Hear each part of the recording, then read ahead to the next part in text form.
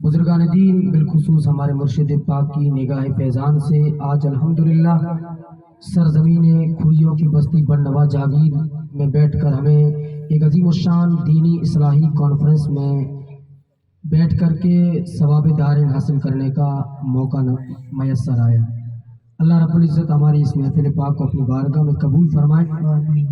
قرآن مجید کی جو آیت کریمہ آپ کی سماعتوں کے حوالے کی ہے، اللہ تعالیٰ ارشاد فرماتا ہے، آپ تھوڑی دیر کے لیے توجہ میری طرف رکھیں، انشاءاللہ کچھ باتیں ہیں جو آپ کے گوش گزار کر کے رخصت ہو جائیں گے۔ اللہ تعالیٰ ارشاد فرماتا ہے، ان الدین عند اللہ الاسلام، بے شک اللہ کے نزدیک سب سے پیارا، سب سے اچھا، سب سے چنیدہ اور فیوریٹ دین اسلام۔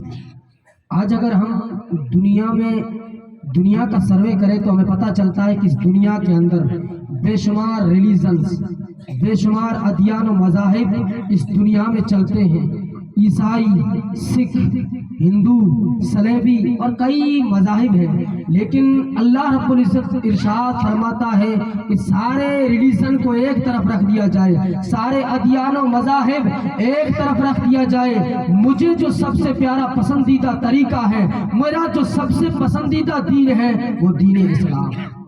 اور ایک مقام پر خود اللہ تعالیٰ ارشاد فرماتا ہے، وَمَن يَبْتَغِ غَيْرَ الْإِسْلَامِ دِينًا فَلَن يُقْبَلَ مِنْهُ، یعنی جو اسلام کو چھوڑ کر کے کسی دوسرے طریقے پر چلے، جو اسلام کو چھوڑ کر کسی دوسرے راستے کو فالو کرے، اللہ فرماتا ہے اس کا کوئی عمل مجھے قبول نہیں۔ کیونکہ دیکھیں، اللہ کا شکر ادا کریں کہ اللہ نے ہمیں مسلمان بنایا۔ اگر وہ رب چاہتا نا تو ہمیں پہلے تو انسان بنایا، انسان بنانے کے بعد مسلمان بنایا۔ یہ لفظ مسلمان ہے نا، بڑی معنی رکھتا ہے۔ آج ہم اپنے نام کے آگے ایک مسلمان ٹائٹل لگاتے ہیں، ہم صرف آدھار کارڈ اور شناختی کارڈوں کے اعتبار سے مسلمان ہیں۔ اگر حقیقی مسلمان بن جائے تو پیارے آقا فرماتے ہیں مسلمان کون ہے؟ المسلم من سلم المسلمون من لسانہ و یدہ، مسلمان تو وہ ہے کہ جس کے ہاتھ اور جس کی زبان سے دوسرا مسلمان سلامت۔ واہ سبحان اللہ۔ اب آپ خود اپنا محاسبہ کر لیں کہ آج ہماری زبان سے کوئی سلامت ہے؟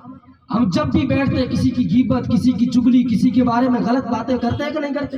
ہمارے ہاتھوں سے ہمارے بھائی سلامت نہیں ہیں۔ پیارے آقا فرماتے ہیں صرف نام کے مسلمان مت بنو، مسلمان بننا ہے تو ایسے بنو کہ غیر بھی جب تمہیں دیکھ کے کہے کہ جب 14ویں صدی کا مسلمان ایسا ہے تو آج سے 1500 سال پہلے اس عرب کی سرزمین پر چلنے والے مصطفیٰ کی شان و عظمت کیا۔ واہ سبحان اللہ سبحان اللہ۔ اب دیکھیے دین اسلام ہے نا، دین اسلام، اس کی اصل کیا ہے، اس کی روح کیا ہے، اس کی بنیاد کیا ہے؟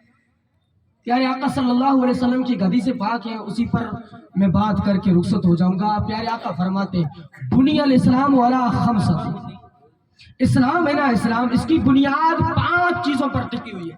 مثال کے طور پر یہ جو آپ دیکھ رہے ہیں ٹینٹ، یہ لگا ہوا ہے، یہ ستونوں پر ٹکا ہوا ہے نا، اگر ستونوں کو ہٹا دیا جائے تو یہ ٹینٹ اوپر رہے گا۔ اسی طرح کوئی گھر لے لیں، گھر کی چھت ہے، جب تک اس کی دیواریں سلامت ہیں چھت سلامت رہے گی۔ آپ کسی بھی ایک دیوار کو گرا دیجیے، چھت سلامت رہے گی۔ پیارے نبی فرماتے ہیں کہ اسلام ہے نا، اسلام ایک چھت ہے اور اس کی 4-5 دیواریں ہیں۔ جب بندہ کلمہ طیبہ پڑھ کر کے اسلام قبول کرتا ہے تو اب اس کو چاہیے کہ وہ 4 دیواریں قائم کرے، پھر اسلام کی چھت کو کھڑا کرے تاکہ لوگوں کو پتہ چلے کہ ہاں کوئی کسی مسلمان کا گھر۔ نعرہ تکبیر، نعرہ رسالت، یا رسول اللہ، نعرہ رسالت، یا رسول اللہ، رسول زندہ باد۔ تو میں عرض کر رہا تھا کہ دین اسلام ہے نا، اس کی بنیاد پیارے نبی نے 5 چیزوں پر رکھی ہے۔ اب اگر وہ چیزیں ہمارے اندر ہے، آپ توجہ تھوڑی دیر میری طرف رکھیں، وہ چیزیں کیا ہے؟ 5، وہ 5 دیواریں کیا ہے؟ اگر وہ ہمارے اندر نہیں ہے تو بتائیے ہم مسلمان نہیں، صرف کھوکھلے مسلمان ہیں۔ ابھی ہم نے اسلام کی تعمیر کی نہیں ہے۔ اسلام کی تعمیر اسی وقت ہوگی جب ہم ان 4 دیواروں کو کھڑا کریں گے۔ سب سے پہلی دیوار کیا ہے؟ شہادت اللہ الہ الا اللہ وان محمد عبدہ ورسولہ۔ بندہ اپنی زبان سے گواہی دے اور اقرار کرے اور دل سے تصدیق کرے کہ سارے بت جھوٹے ہیں، سارے خدا جھوٹے ہیں، سچی ذات صرف اللہ رب العزت اور محمد مصطفیٰ اللہ کے سچے رسول ہے۔ یہ گواہی دینے کے بعد اب 4 چیزیں انسان پر کمپلسری ہے مسلمان۔ اور وہ جب تک وہ چیزیں نہیں رکھے گا نا اسلام، تو اس کا کامل اسلام نہیں ہو سکتا ہے۔ دوسری چیز اقامت الصلاۃ، نماز قائم کرنا۔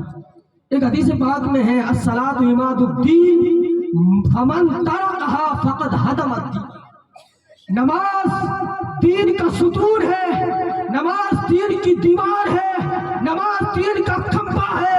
جس نے نماز کو چھوڑا اس نے اپنے دین کو ڈھایا ہے، اس نے اپنے دین کو گرایا۔ سبحان اللہ۔ سوچیں ہمارے اندر کیا ہے، ہم 5 وقتہ نمازیں پڑھ کر کے اپنے دین کی عمارت کو، اپنے دین کی دیوار کو سلامت رکھتے ہیں یا گرا دیتے ہیں؟ اور پھر یہ نماز ہے نا، یہ کب فرض ہوئی تھی؟ یہ پیارے آقا اللہ کی طرف سے مسلمانوں پر ایک تحفہ ہے۔ الصلاۃ معراج المومنین۔ جب پیارے آقا صلی اللہ تعالیٰ علیہ وسلم 7 آسمان پار کر کے سدرۃ المنتہا سے آگے جا کر کے لامقام پر اپنے رب کو دیکھا، اللہ کو دیکھا، اللہ کو، حضور نے اپنی آنکھوں سے اللہ کو دیکھا۔ خود فرماتے ہیں رأیت ربی عز وجل فی آخر صورت فوضع کفہ بین کفہ فوجدت پردہ بین صدیہ فعلمت ما فی السماوات والارض۔ میں نے اپنے رب کو اچھی صورت میں دیکھا، اس نے اپنا دست قدرت میری پیٹھ پر رکھا، اس کی ٹھنڈک میرے دل میں محسوس کی اور میں نے زمین و آسمان کی ساری چیزوں کو جان لیا۔ اللہ کو دیکھنے کی طاقت کسی کے اندر نہیں ہے نا۔ حضرت موسیٰ سے بھی اللہ نے کہا لن ترانی، تو مجھے نہیں دیکھ سکتا ہے، لیکن قربان جائے اللہ نے ہمیں اس نبی کا امتی بنایا ہے جس نبی نے بیدار عالم میں بیداری میں اپنے رب کو دیکھا۔ اور جس وقت دیکھا تھا نا اللہ کو، آج لوگ تو باتیں کرتے کہ توبہ نعوذ باللہ، یہاں تک کہتے ہیں کہ نبی کو کسی چیز کی خبر نہیں، نبی کو کل ہونے والے واقعوں کی خبر نہیں، نبی کچھ نہیں جانتے۔ اللہ اکبر! جب خدا خالق ہو کر کے نگاہ مصطفیٰ سے نہیں چھپ سکا ہے تو مخلوق میں ایسی کون سی چیز ہو سکتی ہے جو مصطفیٰ کی نگاہوں سے چھپ سکتی ہے؟ اللہ حضرت نے کہا تھا اور کوئی غیب کیا تم سے نہا ہو بھلا، جب نہ خدا ہی چھپا تم پہ۔ تو اس وقت ہے نا اللہ رب العزت نے، حضور نے کہا تھا عرض کی مولا تو نے مجھے تو اپنا زیارت کرا کے معراج کروائی ہے، مگر بتا میری امت کی معراج کس میں ہے؟ تو اللہ نے فرمایا کہ نبی میں تجھے 50 نمازیں دیتا ہوں، وہ تو جا کر کے امت کو پیش کر دے، جو 50 نمازیں پڑھے گا وہ اس کی معراج ہو جائے گی۔ پھر یہ روایت لمبی چوڑی، حضرت موسیٰ کے پاس آئے، انہوں نے کہا کہ 50 نمازیں آپ کی امت نہیں پڑھ پائے گی، یوں کرتے کرتے 5 نمازیں ہوئی، اور اللہ نے فرما دیا کہ نبی سن، تیرا جو امتی 5 وقت مسجدوں میں آ کر کے باجماعت 1 نماز پڑھے گا، اللہ اس کو 10 نمازوں کا ثواب عطا فرمائے۔ اس طرح 5 وقت نمازوں سے 5 نمازوں کا ثواب ملتا ہے۔ دوسری اسلام کی دیوار، ایک یہ دیوار، اب حضور علیہ السلام اس کی باؤنڈری بنا رہے اسلام کی، ایک دیوار بنائی، دوسری دیوار ایتاء الزکات، زکات ادا کرنا۔ اللہ رب العزت قرآن مجید میں ارشاد فرماتا ہے لن تنالوا البر حتی تنفقوا مما تحبون۔ لوگوں سنو، اس وقت تک تم کبھی نیک نہیں بن سکتے ہو جب تک اللہ کی راہ میں اپنی محبوب تر چیز کو قربان نہ کرو۔ اب دیکھیں میں ایک مثال دے رہا ہوں، زیادہ وقت نہیں لوں گا، ٹھیک ہے نا، اب مختصر انداز میں سمجھا دوں گا۔ محبوب تر چیز کو جب تک ہم اللہ کی راہ میں خرچ نہیں کریں گے تب تک ہم نیکی کو نہیں پہنچ سکتے ہیں۔ ہمارے ہاتھ میں، ایک ہاتھ میں 100 روپے، ایک ہاتھ میں ہے 10 روپے۔ اب بتائیے محبوب چیز کون سی ہماری؟ 100 روپے نا، مسجدوں میں کون سے ڈالتے ہیں؟ جب مسجد کا گلا گھمایا جاتا ہے نا اس وقت کون سے ڈالتے ہیں؟ تو پتہ کیا چلا کہ ابھی ہم نے محبوب تر چیز کو اللہ کی راہ میں خرچ نہیں کیا۔ اور یہ دیوار ہے زکات کہ سال کے اندر 1 مرتبہ فرض ہوتی ہے، یہ دوسری جب تک بندہ زکات نہیں دے گا تب تک اس نے اسلام کی اس دیوار کو کھڑا نہیں کیا ہے۔ تیسری دیوار کیا ہے اسلام کی؟ تیسرا ستون کیا ہے اسلام کا کہ جس کے اوپر اسلام کی بنیاد رکھی ہوئی ہے؟ تو پیارے آقا فرماتے ہیں صیام و رمضان، رمضان کے روزے رکھنا۔ آج مسلمانوں کی کنڈیشن کیا ہو گئی ہے؟ سارے بازار مسلمان کھا رہا ہے، پی رہا ہے۔ علامہ اقبال نے کہا تھا، پوچھا جو کسی غیر نے یہ مہینہ ہے کون سا، پانی ہاتھ سے گر گیا رمضان کہتے کہتے۔ آج ہمارے نوجوان رمضان کے مہینوں کے اندر سرعام بازاروں میں کھا رہے ہیں، روزوں کا کوئی بندوبست نہیں ہے۔ پیارے نبی فرماتے ہیں کہ جب تک تم رمضان کے روزے نہیں رکھو گے تب تک تم کامل مومن نہیں ہو سکتے، کامل مسلمان نہیں ہو سکتے ہو۔ تو یہ ہے 3 دیواریں، 4 دیواریں۔ اب 5ویں دیوار کیا ہے؟ وہ ہر ایک کے لیے ضروری بھی نہیں ہے، وہ حج البیت۔ اگر اللہ کسی کو